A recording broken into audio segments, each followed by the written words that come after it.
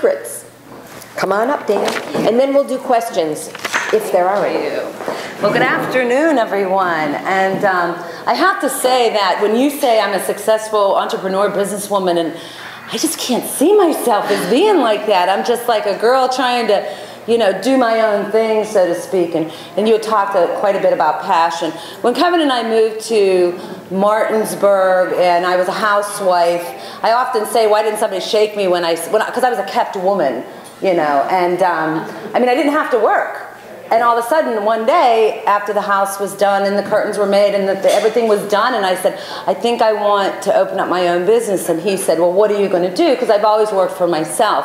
I don't have a great college education, but yet I've always had a fantastic work ethic. I've been extremely dedicated to anything. My mother always said you were so stubborn.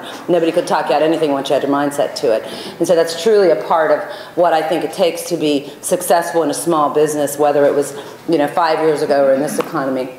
And so when Kevin and I moved here, and I said, I think I want to open up a secondhand clothing store because there are no decent, smaller secondhand clothing stores in Martinsburg. You know, of course, we had the Goodwill and we have the Rescue Mission, and the Salvation Army didn't have one. I said, that's what we need. We need a secondhand clothing. So I really took a hobby, something that I really like to do. I always said it was like the hunt and the kill when I went to shop, and it wasn't that I had to go shop in those stores.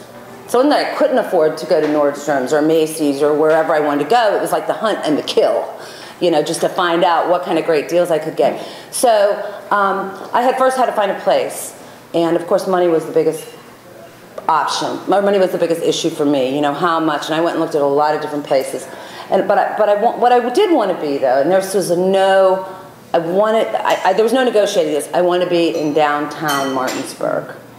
I wanted to be in downtown. I wasn't going to go to the shopping plazas, and I wasn't going to go to the mall, and I wanted to be in downtown Martinsburg. So I had went and looked at a couple places. A landlord had taken me around and looked at a couple places, and it really wasn't right for me, and I didn't have that warm, fuzzy feeling about it, and it just wasn't right. And I said, you know, I've learned one thing is in businesses, don't jump into the first thing.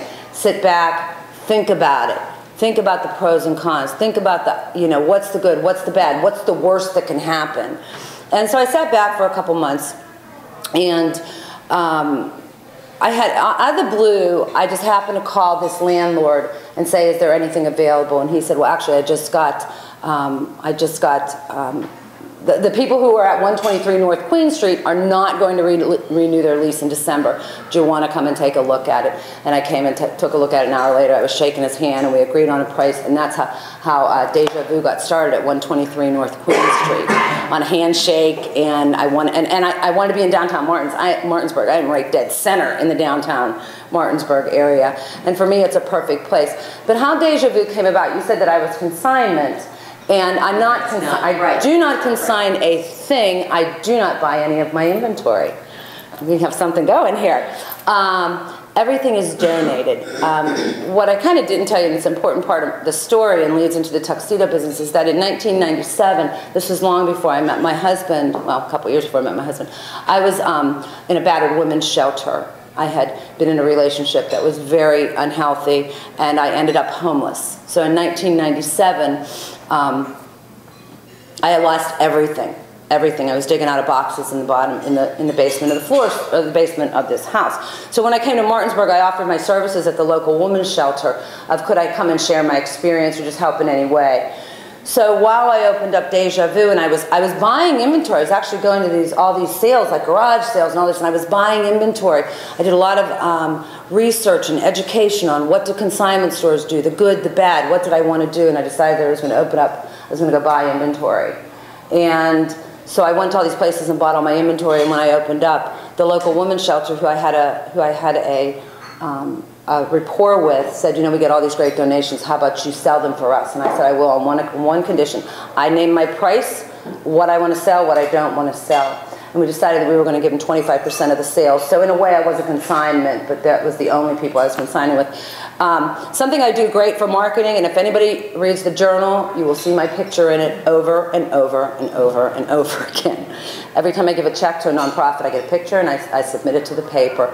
It's a great free advertising for small business. I can't afford to advertise.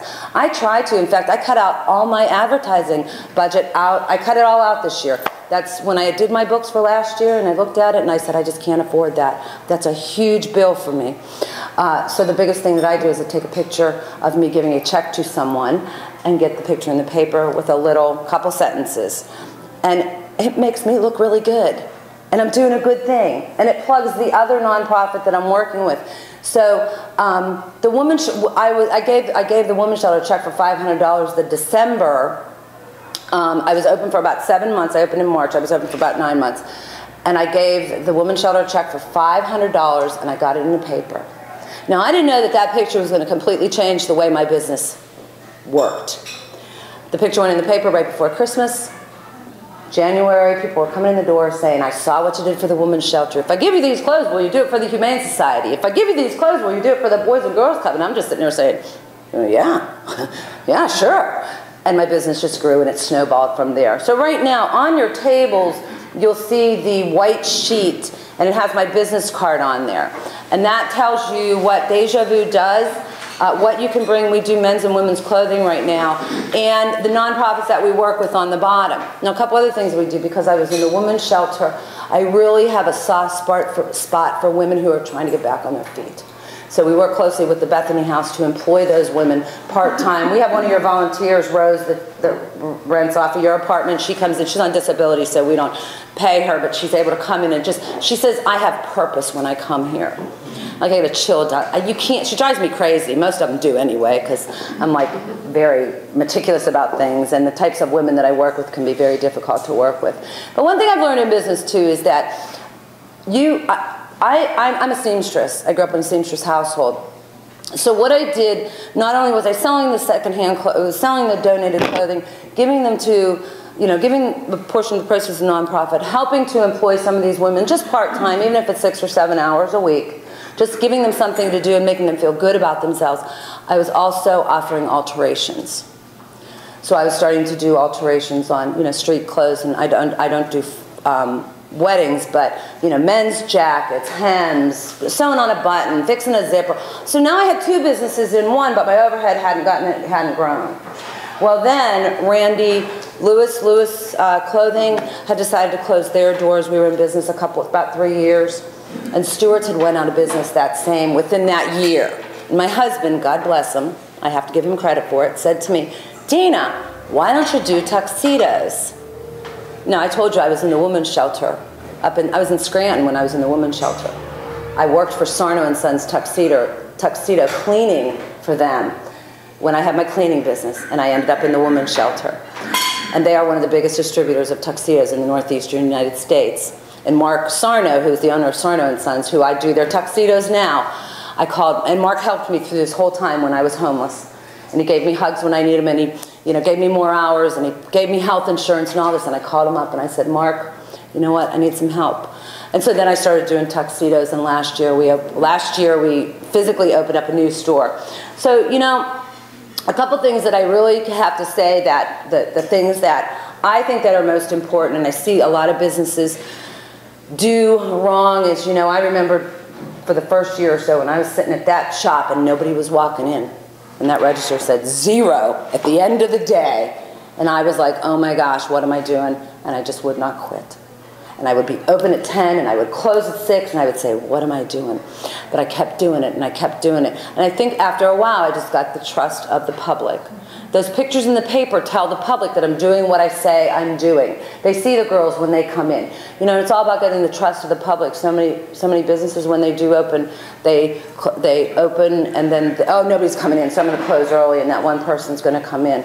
We were talking about rentals. You had mentioned about rentals.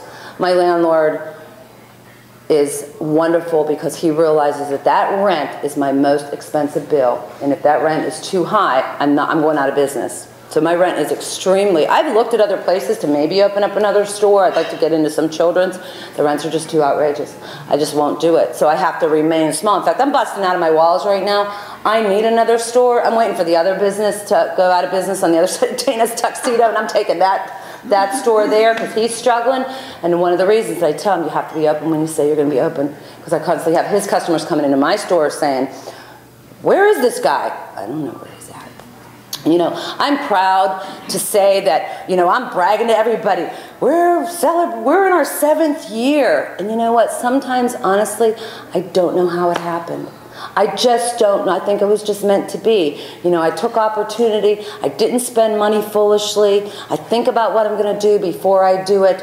And I say that I'm very proud of this because I don't have an education in business. I don't have a college degree. I just have that natural ability, like an artist would have, and I love your jacket, by the way, the natural ability to just do the right thing and not make any vital mistakes. But I am the business. And I have to be there. When I'm not there, the business struggles and suffers. You know, I am the business. I am the face of it. And I love it. I say it's like, they say, what's your business like? I say it's like a Cheers for the secondhand clothing. I know everybody's name. When they walk in and I say, how are you doing, you know, Ruthie? And how are you doing, Courtney? And how are you doing, Miss Shirley? And how's the job? And how's the, you know, and people like to go to a place where people are going to recognize them by name. We get our share of crazy people in there too. We are in downtown Martinsburg, and they say, don't say that. But you know what? It is downtown Martinsburg. But I love those people. They are so friendly and so nice, and what I've really learned about being in the women's shelter is never judge a book by its cover. And I'm proud to say that I don't judge people by what they look like or how much money that they have.